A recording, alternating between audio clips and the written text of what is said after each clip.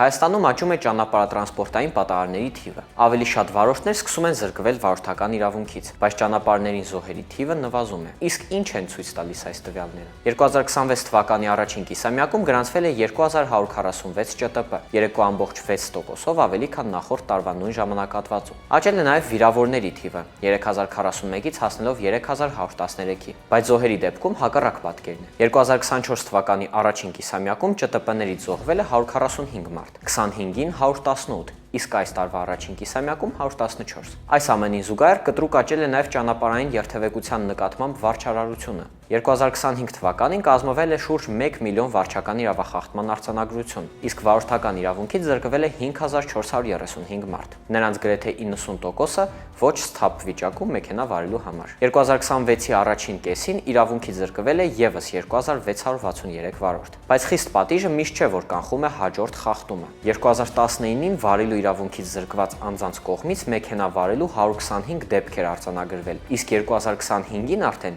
9466։ Բացի այդ, 2012-ից 2025 թվականներին 6659 մարդ վարորդական իրավունքից զրկվել է կրկնակի։ ՆԳՆ զոհերի թվի նվազումը կապում է պարեկային ծառայության աշխատանքի, վերահսկողության ուժեղացման եւ ճանապարհային անվտանգությանն ուղղված այլ միջոցառումների հետ։ Պարեկային ծառայությունը Հայաստանի ամբողջ տարածքում գործում է 2023 թվականի հոկտեմբերից։ Սակայն այստեղ կարևոր է տարբերակել համընկնումը պատճառից։ Նույն ժամանակահատվածում փոխվել են նաև ճանապարհային ենթակառուցվածքները։ Հայտնաբերվել են ավելի քան 50 վտանգավոր, այսպես կոչված սև կետեր։ Որոշ հատվածներում տեղադրվել են արագաչափեր, լուսացույցներ, արհեստական արգելաբլրակներ եւ փոխվել է երթևեկության կազմակերպումը։ Ուստի միայն այն փաստը, որ վերահսկողությունը խստացել է, իսկ զոհերի թիվը նվազել, չի ապացուցում, որ մեկը մյուսի պատճառահետևանքային կապն է։ Ավելին, ՃՏՊ-ների եւ վիրավորների ընդհանուր թիվը շարունակում է աճել։ Հետևաբար առկա տվյալներով կարող ենք փաստել 3 բան։ Պատահարներն աճում են, վերահսկողությունը խստացել է,